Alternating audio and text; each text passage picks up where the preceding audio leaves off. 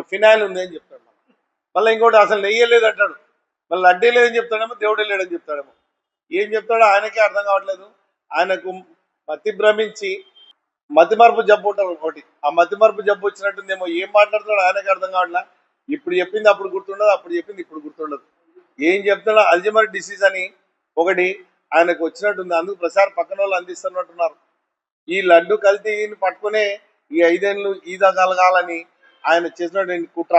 దీని వెంబడి first BJP వాళ్ళు మాకు సంబంధం లేదని చెప్పి, వాళ్ళు ఎవరు రాలే. బీజేపీ వాళ్ళు ఉండాల్సింది, ఎవరైనా జెండా పట్టాల్సిందంటే హిందుత్వం గురించి బీజేపీ వాళ్ళు. మళ్ళీ వాళ్ళు అసలే మాకేం సంబంధం లేని కాబట్టి అసలు ఈయన అజెండానే మాకు సంబంధం లేని కూటమి అంటే నువ్వు ఇచ్చినావు హామీలు, సూపర్ 6 ఇచ్చినావు నువ్వు, మరి అందరికి కుటుంబంలో ప్రతి ఒక్కరికి నీకు పదవి నువ్వు చెప్పినావు అని వాళ్ళ అజెండాను కూడా మేనిఫెస్టోని చేతిలో కూడా పట్టుకోలేదు బీజేపీ వాళ్ళు.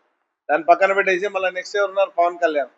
ఇంకా ఈ పవన్ కళ్యాణ్ చెప్పినాక నెక్స్ట్ పవన్ కళ్యాణ్ కూడా ఏమైనా ఎబ్బో నాకు కూడా ఇదేదో నా నెత్తికి వస్తుంది అని చెప్పి నేను ఎప్పుడు చెప్పలే అది అని చెప్పి తప్పించుకున్నాను. ఇక మిగిలింది ఎవరు, లోకేష్, చంద్రబాబు. తండ్రి కొడుకులు ఇద్దరు కలిసి ఏం మొదలుపెట్టి ఇంకా ఎట్టోకట ఇప్పుడు ఇంకో సిట్ వేస్తారంట.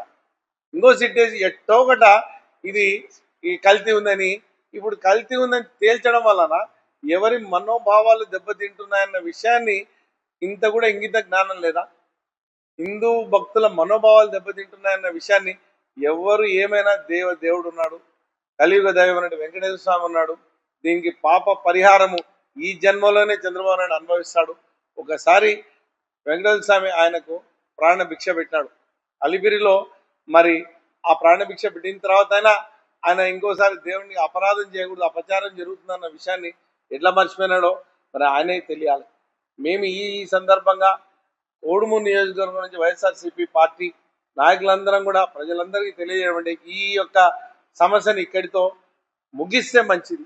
ఇక దీని మీద ఇంకా అన్ని సిట్ అయిపోయి దర్యాప్తు అయిపోయి ఎవరిని అరెస్ట్ చేయాలని చూస్తున్నారు. ఇది